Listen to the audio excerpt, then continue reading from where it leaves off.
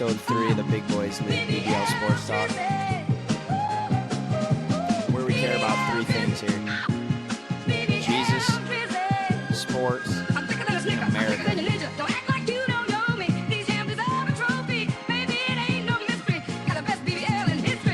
Got a spike Arnold Palmer in honor of the U.S. Open tonight.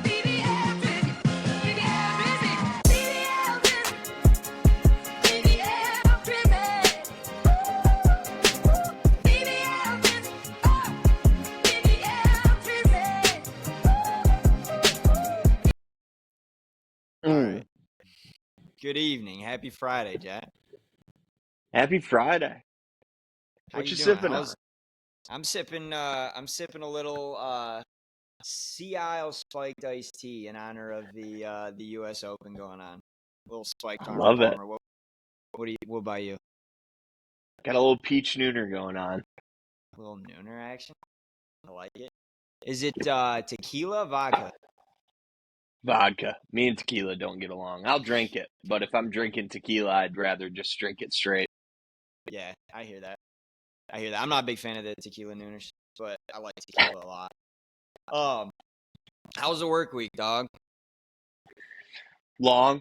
It's been long, but you know what? You know what's nice? Majors, golf majors during the work week, because Thursday and Friday, just checking the leaderboard throughout work. Maybe a little live stream if you're working from home. Yeah, I was gonna say I work remote, so it's been nice. I've had the U.S. Open on in the background yesterday and today. Been able to see some of the shots, and yeah, I mean, I think that's where we got to start tonight. U.S. Open talk. For the listeners out there, you guys are honestly probably lucky that this happened. We tried to record a couple nights ago and had some technical difficulties, and we laid out some potential bets that we were eyeing for the weekend, and just you guys should be thankful that we didn't get that episode out in time, because the picks did not turn out. But kind of fun to talk about it in the middle of the U.S. Open, end of day 2, half the field gone and cut. How much have you been able to watch of the first few days, and what are your comments on how brutal the course is playing? I think that I haven't got to watch a ton of it, but I have been catching it here and there just while I've been working. Obviously the course brutal, but I kind of think that these are more exciting. I think that it sets up for like a comeback win on a Sunday, or somebody to make a move on a Saturday, because there's not somebody that's 22 under that's like impossible to catch. So the whole field is relatively close. I love the tight leaderboard. And, also when the course is this hard, somebody that's in first can totally have a massive choke job. So I'm hoping that it goes that way. It is funny. You did say you're glad that it didn't get posted. I know I am. I gave out Scheffler top 5 and Morikawa to win it all. They both barely made the cut, but Starkey did give out DeChambeau and Aberg to win it, and they're in first and second right now. I know. So I did have to let that be known.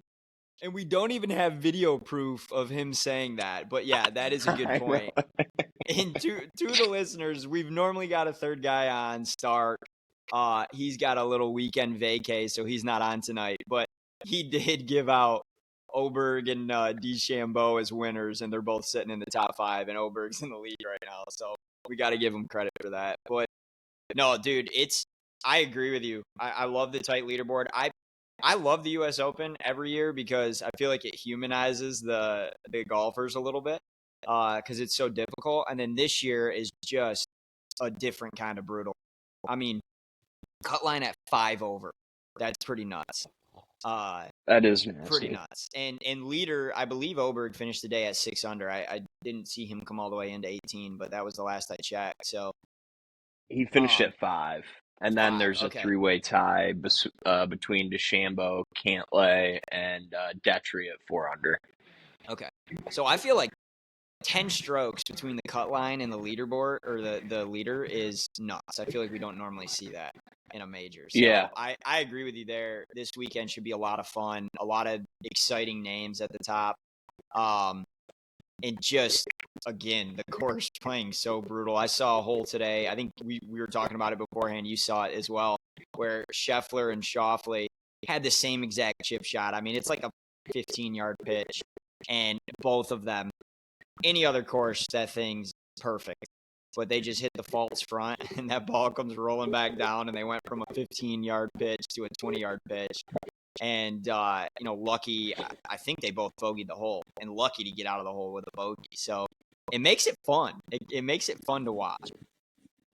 Yeah, I mean, Scotty, obviously, insanely good golfer, in my opinion, probably the best golfer on tour right now. What do you think's going on with him? I mean, since he's been arrested, hasn't been playing like himself. I've noticed that. Yeah, I mean he had a good Sunday after he got arrested. He also won last week, so he's been Yeah, no, that's true. That's true. but he's struggling at the Open. Um, but yeah, I mean you get arrested, you had that whole lawsuit going on. I have to imagine he hasn't been able to focus on golf as much as normal while that whole process was playing out.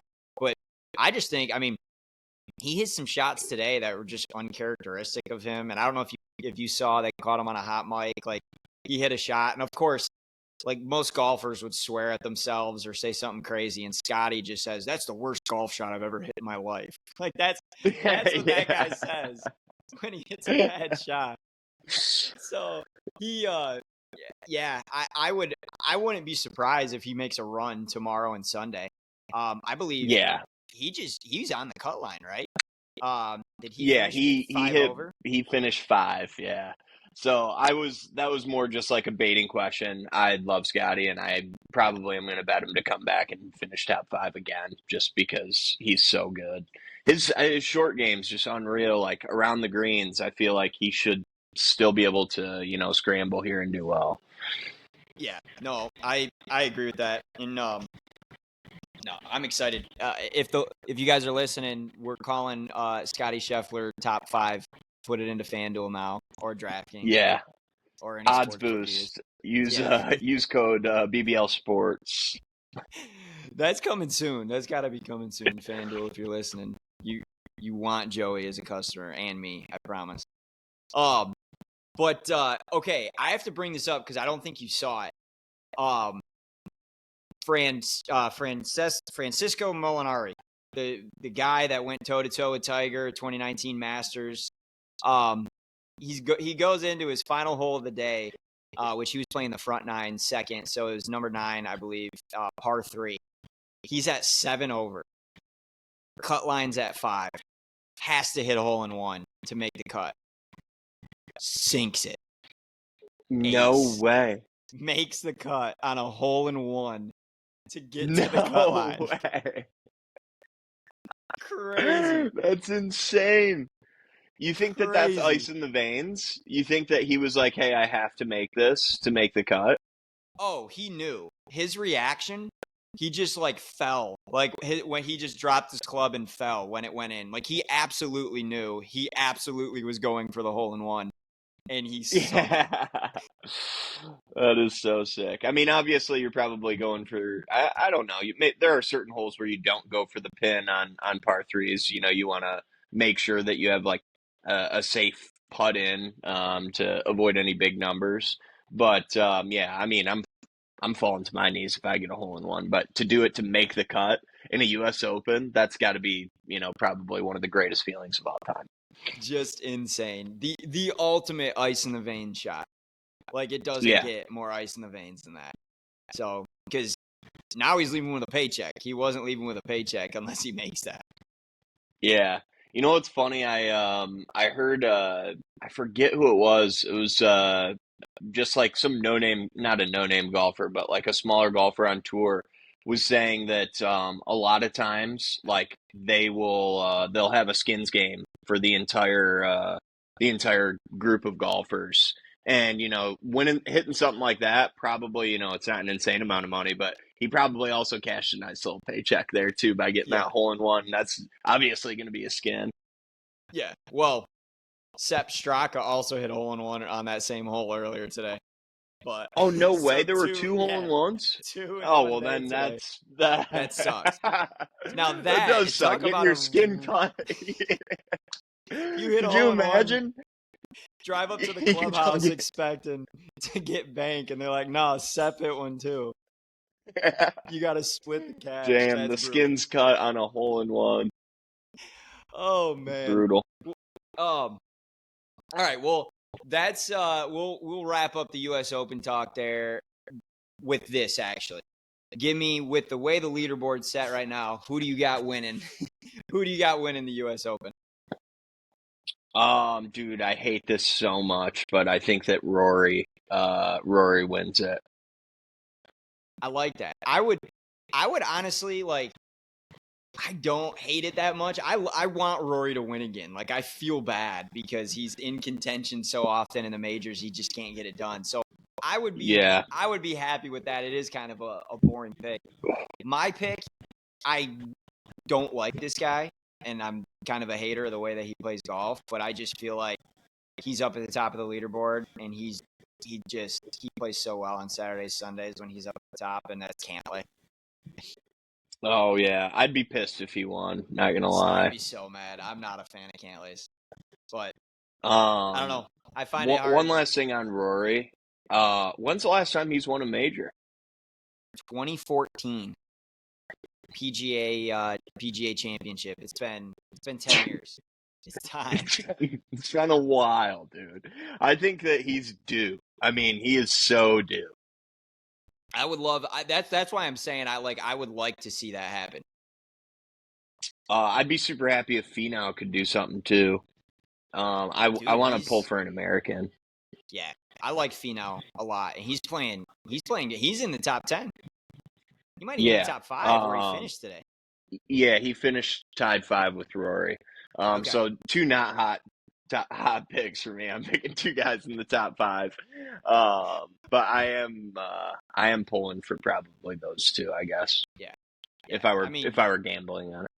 Yeah, going into the weekend, it's probably going to be one of those guys in the top, I don't know, 6, 7. So that makes sense. But all right, we'll get off of golf. We'll start talking some other sports here. We're gonna do a new segment, and we're gonna find a better name for it. But just sports news of the week, the hot topics of the week. We're gonna go through, and there's some things here that I don't know if you've heard some of these things. Excited to get your take on it. We're gonna start with maybe the biggest news of the week: the greatest athlete in America. The number one athlete that America has to offer, Joey Chestnut. Joey. The Glizzy Gobbler, the Goblin, banned from the 4th of July Nathan's hot dog eating contest. The libs are taking all the fun away of the 4th of July and banning Joey Chestnut. Are you even going to watch? I will not be watching. I saw it's weird how you get your news nowadays. It's like all through social media. So like I didn't know what to believe. I kept seeing banned, but I also didn't know like why was he banned? He signed a deal with Impossible. With Impossible? Meats. Yeah, which is supposedly a competitor of Nathan's hot Nathan's? dogs. I don't know. I don't know. Do they make Impossible dogs? Yeah, but I'm pissed at Joey Chestnut for signing that deal. True. That's un-American. That is un-American itself. You're a hot dog eating champion. You're signing a plant-based protein company. I mean, that pissed me off. But also the fact that he's like banned for doing that. I thought like it was a stance he was taking. Like, oh no, I'm not a Nathan's guy now. Now I'm a plant-based guy. It's like, all right, that sucks. But the fact that he was banned, that also pissed me off. I'm not happy with either side. Give me Joey Chestnut eating 130 hot dogs. That's all I want to watch on the 4th of July. That's where I'm at too. I'm kind of pissed with both sides. Why are we signing deals with Impossible? I mean, they probably came with a check, and he probably couldn't. Oh yeah, they dropped the bag, and if they want to sponsor the pod, come on up. Yeah, I'll start eating plant-based protein if they want to sponsor the pod. But I'm with you. It's like when I'm drunk on the 4th of July, I want to turn the TV on. I'm not there to watch anybody else. I'm there to watch Joey Chestnut eat 130 hot dogs. Exactly. And I'm So hammering the over every on year, I dogs. don't care Yeah. how high. I don't care how high the I books don't go. I do not care if I know I'm losing money. If the record is untouchable, I'm still betting the over because I want to watch that man smash as many glizzies as he can. Dude, it's so that is so crazy. That's got to be the wildest thing to air on TV every year. Do you remember like the sports science they did on Joey Chestnut back when we were like in fourth, fifth grade? And it just showed like his workout routine preparing for the 4th of July hot dog eating contest every year. No, Dude, enlighten me. the man's like ripping squats, like he's doing all these lower body workouts to strengthen his stomach so that way it can expand and contract. And then they did, you know how they did the sports science with like Calvin Johnson, they're like, "Oh, his catch radius is like the size of a 3-car garage." They were like Joey Chestnut's jaw capabilities and its power is the same as a pit bull. It was so funny. They were like breaking down him as an athlete. It was too good. And we've That's lost that forever. yeah. It's Bring pretty that sad. show back, by the way. Bring sports science back. That used to be awesome. Yes. That was so Um, nice. Now, did you see Netflix dropped a bomb and they are airing at the end of the summer a live special, Joey Chestnut one-on-one with Kobayashi. Really? Yes. So we will get to see Joey Chestnut compete. Okay. That's fair. Because I thought Kobayashi was out of the game. He was. He hung it up, and then Netflix is Yeah. setting up this 1v1 duel, the I love Battle of the this. Glizz Dogs, I love end of the this. summer.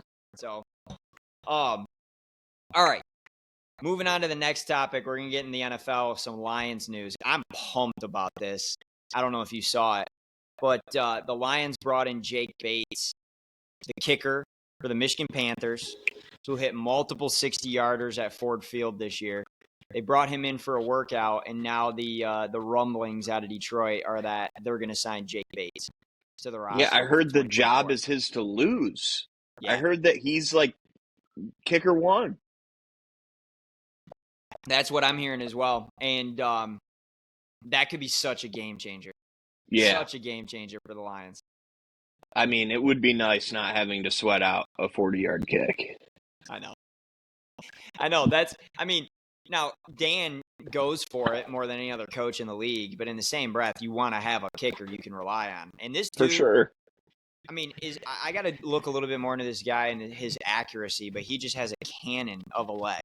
I think he hit 360 plus yarders for the Panthers this year, the Michigan Panthers, that is, at Ford Field. So he's comfortable kicking at Ford Field.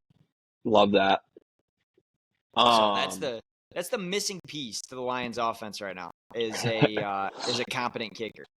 yeah, for sure. I mean, and even with Dan going for it all the time, like I hope we're never in this situation, but in a 2-minute drill, the game's tied, you want to have a kicker. You want to Absolutely. have a kicker because if you find yourself in, like a second and long situation, at that point you can be like, all right, we're killing the clock and we're going for a field goal rather than going for this touchdown. Absolutely. And the luxury of having a dude like Bates, where you only got to move the ball up to the 40 Yeah. to have a shot, that's huge. That's game changing. Where, in the past, Badgley had a bit of a leg. Patterson did not have a leg. He was just really accurate. And that was the Yeah. one time. The one time we did what you were talking about, where we kicked that game winner against the Chargers, I think it was like 38 yards. And I was still sweating it out. I was so nervous. Thought that was going to be wide left. That was NFL Game of the Year last season, right? Lions Oh my Chargers. God, for sure. That was such a sweet game. Unbelievable. Um, and then previous to that, I miss him so dearly. Matt Prater. Matty Ice. The true Matty Ice. He was a dog, dude. Yeah. A dog. Alcoholic, probably smoking weed on the weekends, and then just nailing 50-yard game winners for the Lions on Sunday. He had passion too. Yeah, dude. The Lions have had some great kickers in their days. Jason Hanson. Hanson's the GOAT. Yeah, he went through all of our shitty teams, and he was so good. I feel bad. Wish we could just clone him, put him on today's team. I know. He deserved better. Hanson deserved better. You think we'll this is kind of off topic, but it's unethical to clone people. But we have the capabilities of doing it nowadays. What if we got to a point where we were just cloning the most famous athletes so we could do the Jordan LeBron debate? Just throwing it out there. Like Wait, I love right this. before Jordan passes, we're like, hey, we're gonna get a little bit of your DNA. We're going to give him a great life, but we're raising him for the sole purpose of him to go against LeBron one on one. And then there's all these different scenarios where LeBron plays Jordan in, a flu game. LeBron plays Jordan, after January 14th. Just all these different topics that First Takes debated. We get to play them all out with their clones. And I obviously, love these this. guys have enough money; they can leave a little bit of their money to their clones to settle these debates. I love And this then idea. we have top sports names forever. We get Tiger Woods back back in the Masters. I mean, you want to clone your dog so you can have your dog again? People do that. I guess really rich people do that. We need to start cloning our professional athletes so we get to relive these great moments. We can finally settle the '96 Bulls versus the 2018 Warriors. Like, put them Yes, on the yeah, court. Just put them on the exactly. court. Let them play. uh, We might. This might be a business venture idea, Jet. for sure. I mean, we might have to get with somebody on the cloning aspect, Yeah, but as far as management, I think we've got that part. we've got it. Oh man! All right, hey, we BBL's got that idea. That's Jet's idea. We're gonna Yeah, patent trademark. that. Yeah. All right. Next piece of news we got to talk about. I'm sure you've seen this, but coming out of New York, the Jets. There's a couple absences at mandatory OTAs, and one of them's Hassan Reddick. He wants a new contract. We don't really need to talk about this, but like Jets, how do you trade for a guy who's got 1 year left on his contract and with no intention of signing him to a contract extension? That's just a most Jets move of all time. But the second absence is what I want to talk about. Aaron Rodgers is not with the team at mandatory OTAs. And if it wasn't a big deal, I don't think we would have heard about it or it wouldn't have been made a big deal. But Saleh came out. You could tell he was pretty pissed in that press conference. And he made a note to let the press know it's an unexcused absence. I have no idea where he's at. He's probably in Brazil smoking ayahuasca or chilling in the dark in a teepee. I don't know. But I guess the question for you is, what's your reaction to that? And is he washed? Is he kind of losing the love for the game? Does he not care about football? Are you worried about what that means for him this season? Yeah, see, I think that he is probably with his own team. You know how like Brady didn't ever train with the team in the off season. He like trained with his TB12 and everything, but that was obviously approved through Patriots, through Buccaneers whenever he was on the team. I think that Rodgers wants that same clout of just being like, "Hey, just trust me." And I don't think what has he done with the Jets besides tear his Achilles? Like the Jets aren't like, hey, yeah, we trust you to just not show up to OTAs. I think that, they're on two separate pages, but I'm not worried. Rodgers is Rodgers. I think that if he doesn't play well this year, it's because of his Achilles, and I don't think that showing up to OTAs would have saved him any or got him any better. But being in the Jets media, we talked about it when we talked about Zach Wilson, which I have something to add on to that later. I don't think it does you any favors when you're not, trying to remain out of the spotlight. Yeah. I I got a little bit of a different take on it. And my take is like, because I agree with a lot of what you're saying, but you can't be the guy that comes out in January and publicly kind of dogs on the Jets and says, there's too many people that don't care inside the building and we got to get rid of the BS and we need to focus up and kind of preach that message.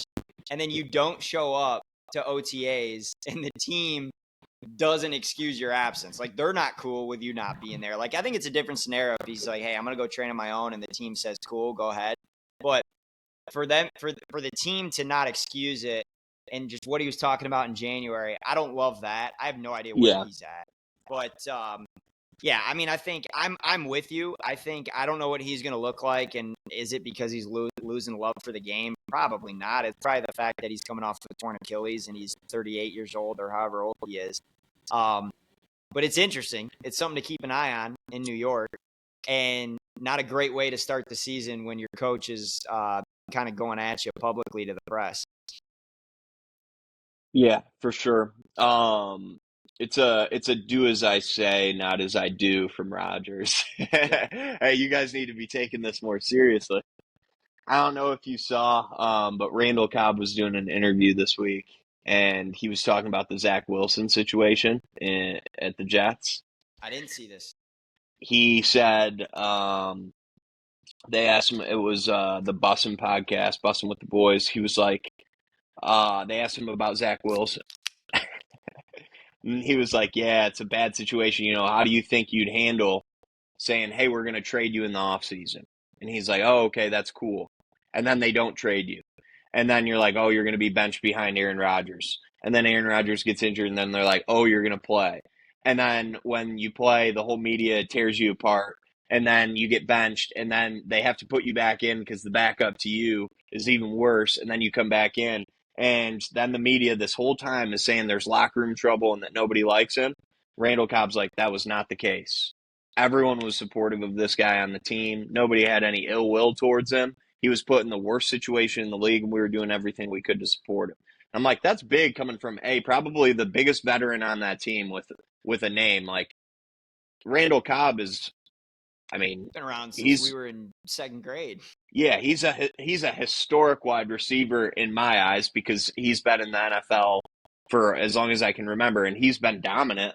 I mean, for him to say that with the locker room presence, I'm like, it made me feel a little bit better about Zach Wilson because I thought he was just in the shittiest situation. Yeah. No, you and I are in agreement on this. We've talked about it before. I mean, do I think Zach Wilson's a top 15 QB in the league? No, but I think he's really talented.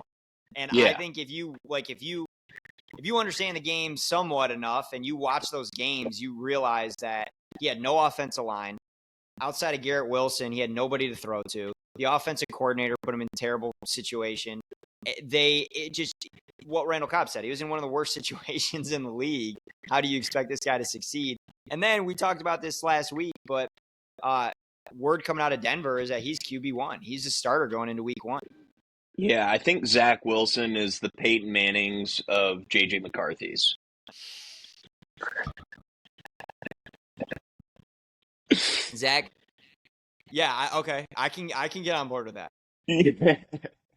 Zach Wilson is the Phillip Rivers of Case Keenums.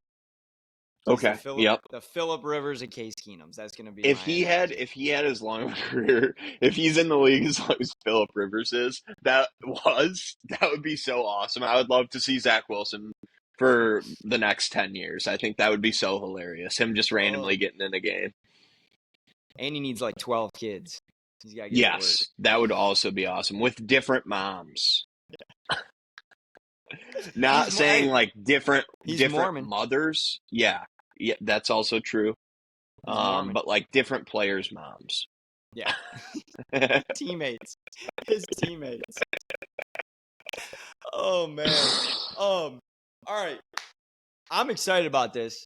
You don't even know this is coming, but we got a little game that we're playing, and we're gonna test some of your college football knowledge. Oh no. Yeah, it's coming. This segment / game is called Call me asparagus. That's not what it's called, but it's called Where Are They Now? Oh, wow. We're talking some big name college players. that have transferred. I want to see how many you can get right. I'm going to name I'm the also going player. to preface, if I don't know, I'm not going to say I don't know. I'm still just going to guess with blind confidence. Fair. I like that. Okay. And now, rule here, you get, throughout the entirety of this, you get 3 hints. So you can use 3 hints at any time where you can ask me, where I'll give you, the hints will be, I will give you the conference that they now play in. Okay. So, but with the And craziness how many of are there? college football, gosh, let me count these up. Well, because if I only get 3 hints, I need to know, like, strategically how to use There's them. 9. There's Okay, 9 in that's fair. total. 9 total players. 9 total players. These are all transfers. With the craziness of the transfer portal, it's impossible to keep up with all this stuff. So we're going to test Joey's college football knowledge here. How many of these can he get right out of 9? Where are they now? Here we go. Player number 1, 5-star receiver coming out of high school. He ended up with Ryan Day at Ohio State. Julian Fleming. Where is he now, Jet?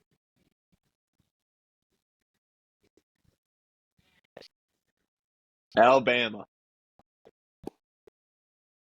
Wrong. He stayed in the Big Ten. He plays for James Franklin and the Nittany Lions. Wow. Julian Fleming, Brutal. Penn State. All right, we're going to stick with another big-name wide receiver. This man broke my heart last year. Played for Bama. Caught that crazy touchdown at the end of the Iron Bowl. Isaiah Bond, Alabama wide receiver. Where did he transfer to? Where is he now, Jet? Oh, God, I know this one, too. Oklahoma?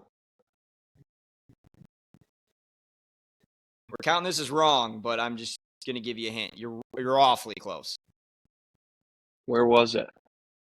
Texas. Oh. He stays in the SEC, new team in the SEC, and he is playing at Texas. All right, I'm going to butcher the name, but you know who I'm talking about. Quarterback, DJ Uiagalelei.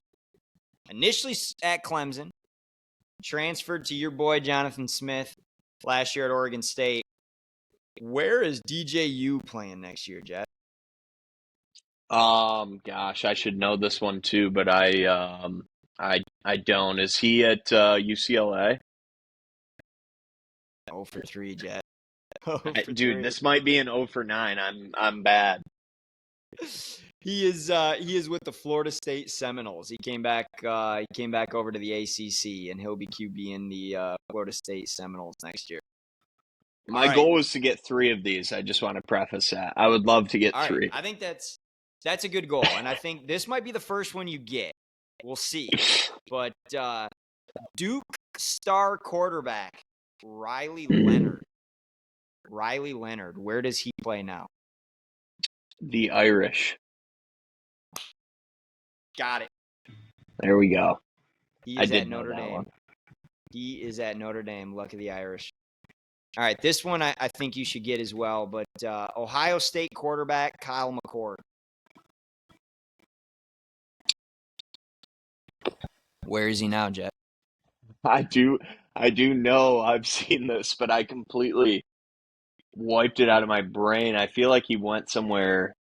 I was shocked that they took him, but at the same time, I'm going to use my hint here.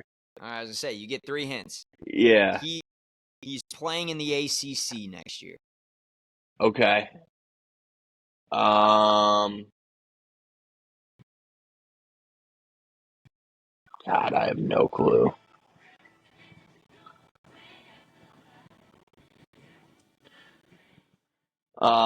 Syracuse. What a shot in the dark. He is quarterback in the Qs. That's 2. That's 2 right, Jeff.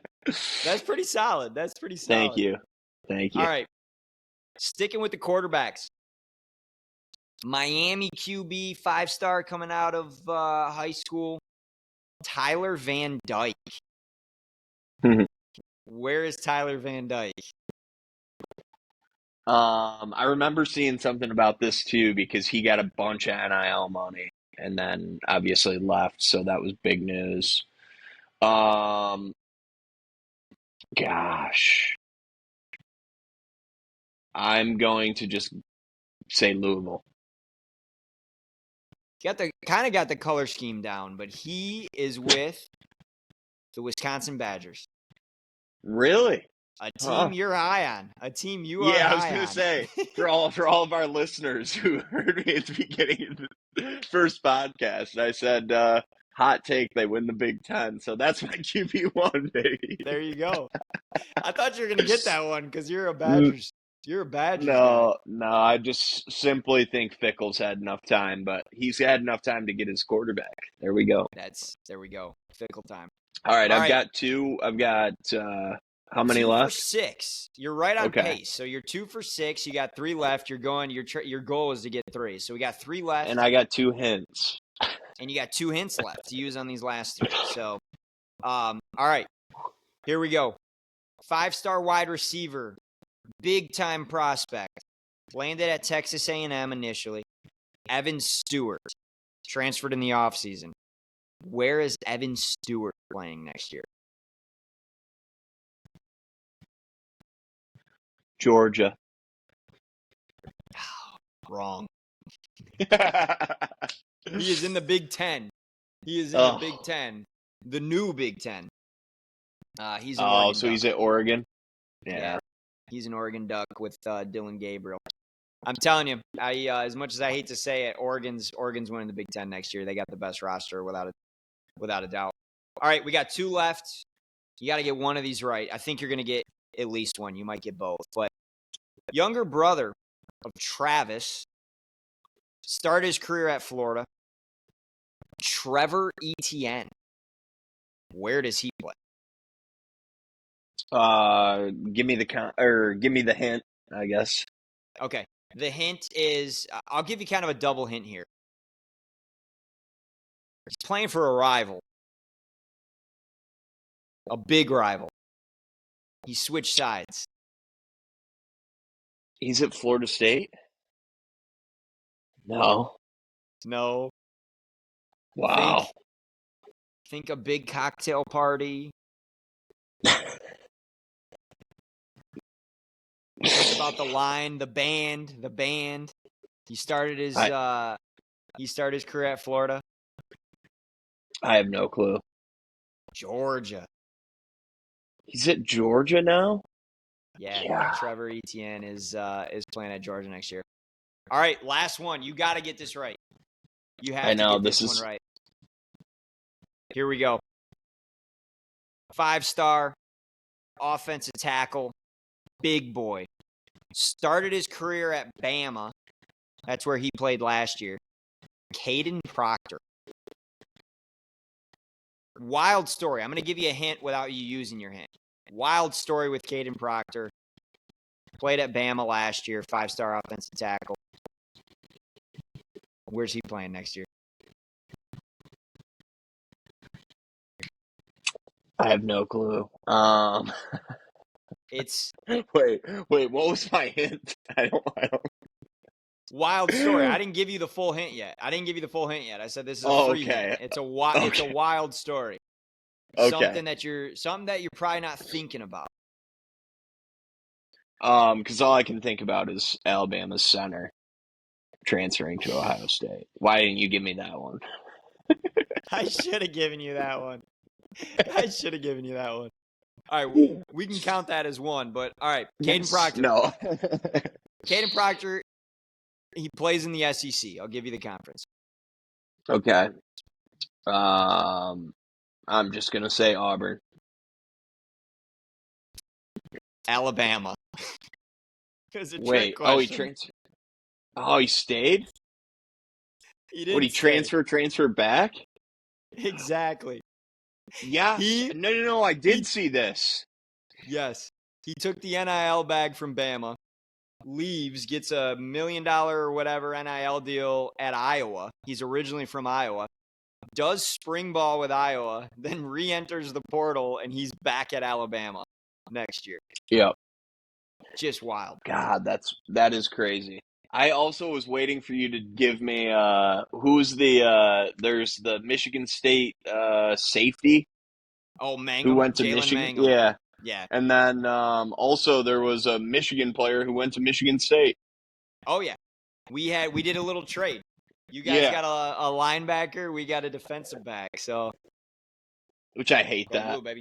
Go. I hate it so much. No, I hate Meeting the that. That's like one thing I want to talk about is I hate that so much. You got state players going to Michigan. You got Michigan players going to state. Trevor Etienne goes to one of Florida's biggest rivals.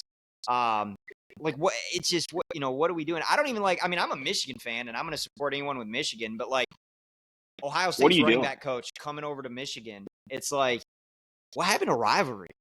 Yeah, What happened to yeah, no, I tradition of agree. college football? And and I do understand there are there's always there's other rivalries. There's a ton of rivalries now, I feel like, which that just could be me not knowing college football too well. But like I obviously get Michigan and Ohio State. That's probably like the biggest rivalry. Um Michigan and Michigan State, in my mind, is a huge rivalry being a Michigan State fan. I feel like Florida, like when you say the rival of Florida, I feel like Florida has five rivals. Like I feel like the SEC, every SEC game is a rivalry game. Yeah. So I mean, just like anyone that's transferring even in the conference too blows my mind. Like I totally get Keon Coleman going to Florida State. Yeah. I agree. That is like you want to get out of the cold, shitty Michigan weather and go to a team to contend for a championship. Be my guest, you deserve that. But Didn't somebody lose a game transferring, either. Didn't lose. correct? Yeah, He wasn't on the roster in that Georgia game. yeah, he was on the team. That's now. But with that being said, I can't fathom transferring. So, I mean, I've never had the opportunity, but I would never transfer to Michigan if I was playing at Michigan State. I would never transfer to, I feel like we don't have any other rivals, but I wouldn't even want to go play for Penn State. I wouldn't want to play Michigan State again the next year. No, I agree with that. I think I have a love-hate relationship with the transfer portal. I think there's a lot of success stories, but there's way more bad endings coming out of the Yeah. transfer portal. And it just takes away, I mean, to your point, it's like when you got Michigan State players coming over to Michigan, it just takes away from the rivalry a little bit. Yeah. And the tradition If in we college did football. that swap, it should have been they have to meet in the tunnel next year. They're meeting in the tunnel next year. That's happening. Oh man. All right. Well, Jet, you got two right. You were going for three. You got two right. Yeah. But we gave you an honorary one because you knew where Bama's center went. Just Can't knowing forget where that. one transfer happened. Oh yeah, and Aiden Childs, he transferred to Michigan State. So we'll give you an honorary 3 there, but no, I was pumped. I thought I was excited to do that segment, and I want to say something. I texted you on Monday saying I was excited about this segment I have for you, and it was that. I was like, oh, I got this idea. I'm gonna quiz these guys, see if they know where these players I went. like that. I need you to do an NFL version next week for I'm players down. on different teams. So down. I will do that. But so I sent you that text Monday. I got the idea Monday. I did the work on Monday. I put everything down. Then Wednesday, while I'm working, I like to listen to sports talk radio, and I was listening to 97.1. You won't believe what segment they did. No, they did this.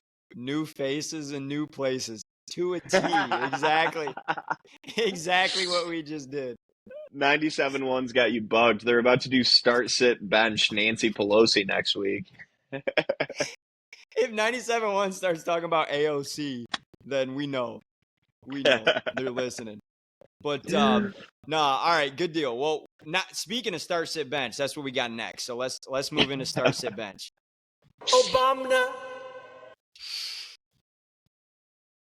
Obama is my favorite. That might be my favorite Trump quote of all time. Obama. All right. Start, sit, bench this week. It's just the two of us, but we're getting a little fratty with the start, sit, bench this week. And the way this works, it's pretty self-explanatory for the listeners, but we're going to get 3 options. We got to start one, bench one, cut one. The options this week. Option number 1, a Termy, an airport beer in the terminal before you hop on the flight. Option 2, that first beer on hole 1 on the tee box, golfing on the weekend. And option 3, shower beer. Jet, you're up first. I'm starting off with cut because I hate this. I hate the term. I hate everything about it. Shower beer, I feel like, is the fakest thing. I've had like maybe 2 shower beers in my life, and it was not enjoyable. It's like I was pre-gaming to go out to the bar because I'm late and I'm like crushing a beer. There was nothing enjoyable about it. Anyone who likes a shower beer is like truly an alcoholic, or you're just saying it for clout. I hate the shower beer. That pisses me off.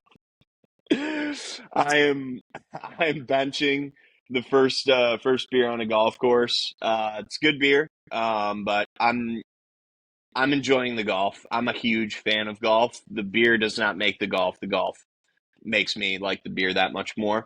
Especially like if I'm golfing good, that beer hits a little bit better. Um, but then the Termy, truly the king of all beers, in my opinion. It is the greatest way to kick off a vacation. I was raised, you get to the airport early. Always, for some reason, I find myself sitting in an airport terminal like way too fucking early for my vacation. And at that point, it just goes to crushing Termies. And that is truly my favorite beer of all time. It doesn't get better than that, in my opinion. Man, all right. I absolutely love your list, and I'm going to be boring here because I'm also cutting the shower beer for a little bit of a different reason, but I'm cutting the shower beer. I'm with you. Like, if dudes that love the shower beers, I'm not judging you, but like the only time I've had a shower beer is my day had to be so bad that I took a beer to the shower. Yeah. It's not a good circumstance when I'm drinking a No. shower beer. Like, my Yeah. day had to be that rough that I'm taking a beer to the shower.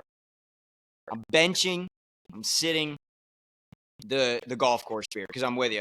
But what I'm thinking there is I'm drinking 10 of these on the course. Yes. You know, and it's they all hit the same. Like, that first one doesn't hit that crazy to me. Actually, the 5th one might hit better than the first one does. I was going to say the clubhouse beer, the 19th hole, that one probably hits the best. Either you're coming in from a shitty round, you're like, oh, I need this, or you just had a great round and you're like, I deserve this. Absolutely. And then I'm with you. It's the best beer in the world. I don't think anything can top it. When I'm at the airport, even if I'm going on a work trip, I'm treating it like a vacation. I love the airport. Absolutely love the airport. There's nothing better than getting through security. You grab your bags, you put your shoes back on, and all right, where's the bar? We're going to crush some Termies. So kind of boring this week because we had the same exact list. But I would have been mad if our list was different. I had a good feeling it was going to be the same, but if you have anything else, you're wrong. Yeah, I agree. But if you guys are listening, we're going to drop on Spotify. We'll drop a poll down below so you guys can vote on your favorite beer between Brad, those 3. I know you're a shower beer guy. Brad has some rough days. I know he's taking beers to the shower. He's got like the beer from last time in the shower for his next shower, and he starts drinking. His room temp steamed out. Brad's Who am down I kidding? He doesn't shower that close together, and he always finishes a beer. So yeah. Oh man. Well, speaking of Brad, before we move into the last segment here, we got one more segment left. But before we move into that, I just want to shout out. We had 5 listeners last week. Shout out to you guys, whoever let's you go. are. Shout out the boys. I think Cam listened. Thank you if you're listening again. Doyle, Virgos, you always listen. Ty, Nick you listen Virgos sometimes. Won the Flint member guest today with BJ Lee, Flint Golf Club member guest. Shout out. Congrats, boys. Yeah. Congrats, BJ. Congrats, Virgos. I hope you're listening, Virgos. Congratulations. I know you smacked the ball. That's awesome. Good for the boys. That actually reminds me, before we get into the last segment, I got to tell you about my last weekend. I got a wild story for you. But so, and just to kind of lay the groundwork for the listeners out there, I went on a golf trip last weekend, and it's a ton of fun. We call it the Fetterbush Open. We go down to my parents' condo in Florida. It's a lot of my dad's buddies, and then me and my brother go. And we've got this custom WWE belt that we bought, and that goes to the winner of the weekend. Every Sunday, we're playing for the belt. It's the race for the belt. So it was a good weekend. I didn't win the belt. I was in contention on Sunday, and I was spraying the ball everywhere. But the story I got to tell you is on Saturday, I thought I was clear to hit a tee shot, and hit probably my best tee shot of the weekend. Like, I was feeling myself, hit it great, high-fiving on the tee box. We hop in the cart, we drive up the fairway. And as we're coming up to my ball, there's another cart there. Now, I need to say, there was a hill. We couldn't see them from the tee box. I just need to say that. And we thought they were on the green. The group in front of them was on the green. We thought it was them. And as we drive up, my cousin Drew is on his hands and knees on the ground. And he's playing with my dad. And my dad's like rubbing his back, and he's waving us over for help. And our first reaction is they're messing with us. They're screwing with us. Like, they're trying to play a prank on us. The old dad laying in the ground. Oh, I'm dead. No. I hit my cousin Drew in the back of the neck off the fly with my drive. So, Drew, I know you listen to this as well. I just want to tell you I'm sorry. I didn't see you. It's a good story to tell. Thank the Lord he's okay. He had a little welt on the back of his neck, and that was it. And then he stepped up and hit like a 25-foot birdie putt right after. So you're welcome. You knocked some sense into him. Yeah, you're welcome, Drew. But Drew, I hope you're feeling. If you're listening, I hope you're feeling all right. But Drew. Yeah, cheers to Drew. We'll drink one for Drew. All right, let's get in the final segment of the night. We end every BBL podcast with this. We're gonna do a little NBA Immaculate Grid. I'm gonna share my screen here. I don't know. There's only two of us today. Normally we got three. Yeah. There's only two of us today, so cut us a little bit of slack. But I don't know. I got a good feeling about this one. So let's get into the Immaculate Grid.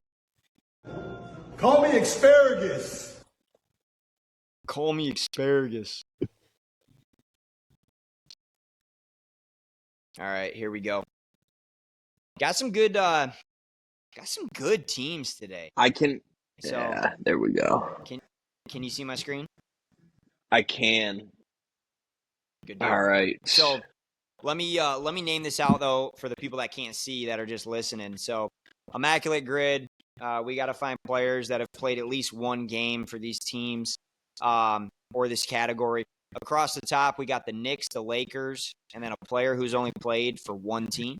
And then down the side, we got the Warriors, the Cavs, and the Thunder. Now, I want to throw this out there. Supersonic players also count for the Thunder. Yep. So, all right, let's dive into it. I got a couple ideas, but you want to throw some out? I've got a ton. You start firing them off. All right. So only one team is pretty easy with the Warriors. I mean, you can go Clay, Steph, Draymond. Who's going to be the? I like Draymond. I think he's probably going to be the least used out of the big three. Yep. There we go. Nick Young Lakers, for the Warriors. Who you got? I was going to say JaVale McGee. I like that. But I like Nick Young too. Did JaVale? No, JaVale didn't play for any of those. Did JaVale play for the Cavs? No. Nick Young might have played for the Cavs though. I got to think about that a little more. Okay. Here's one for Lakers OKC. Lakers Cavaliers. Oh, okay. Who do you got? Okay, Lakers OKC, Gary Payton. Because he counts as an OKC. Wow, I didn't know he played for the Lakers. I did not know he played for the Lakers. He was on the Lakers in 2004 when the Pistons whooped him. When we beat him? Whooped that ass. Really? Whooped that ass, yeah. I do not remember that for some reason. So now are we – yeah, the Supersonics should count here. Yes. And if it doesn't, it's a sham. All right, there we go. Wow, 14%, 3 in a row. We're going J.R. Smith. It's going to be a popular one, but yeah. We could have gone J.R. Smith for the Knicks too. We could go Iman Shumpert for Cavs Knicks. Yes. Knicks, Cavs. I like that. Perfect. All right. Dude, this only one team is going to mess us up, dude. But I don't think so so far. because I can do Shea Gilgeous-Alexander for OKC, and I can give you rookies. I didn't even think about that. What's his Rookies. name? Yeah, I was gonna say what's his God? Evan Mobley. Wait, what? Dude, Shea got traded from the Clippers. Oh no. Chet Holmgren. Oh no. What am I saying? Rookies. Oh, all right. Evan Mobley for the Cavs. Yeah, that was a big what the hell are you thinking? I didn't catch it. I should have caught that. He was a part of the Paul George He was a part trade. of the Paul George, yeah. Oh, that hurts. All right. That on does. Our last two, Chet Holmgren goes there. We're not even going to put him in because we're going to get these two right. Let's go with these two boxes that we haven't guessed yet. All right. Knicks Warriors. David Lee. Oh, what a pick. 30%. Wow. That's high. That's crazy. Yeah, that's crazy. All right. OKC, New York Knicks. Carmelo's the easy poll. So let's try to think. Is that easy? I mean, like, I feel like that's a good pull. All right, I like that. 50. I feel like people forget. Well, I mean, that's on me. The SGA call was. I wasn't thinking. I completely forgot his time on the Clippers. Yeah, but what an immaculate grid. That was nice. That was our best yet because we should have gotten that. We should have known the Shea. That's on us. Yep. But, damn. All right, we're going to get it. Next week, we're going to get it because we haven't fully gotten it perfect yet. So we're going to get it next week. But I think that was the farthest we've come, though. Absolutely. Yeah, 8 out of 9, and we made a stupid – as soon as we hit and that was quick. We made a stupid. That was quick. That was quick. So, well, all right, dog. Enjoy the rest of your Friday night. Listeners, shout out to you guys. Appreciate your time and for listening to us. The last thing I want to say before we hop off, but if you guys are listening, and I'm going to clip this too so we can put it on social media, but moving into July as we get closer to the NFL season, we're going to be doing a NFL jersey giveaway. So make sure you're following all the socials. Keep up with the page. We're going to do a jersey giveaway, and it'll be a random pick, and whoever wins, whatever team, whatever player you want, we're going to be sending a jersey your way. So just make sure you guys are following all the socials. We're on TikTok, Instagram, and X. I was going to say Twitter, but we're on X. We are on X. All right, Jet. Cheers to you. Cheers. Happy Friday.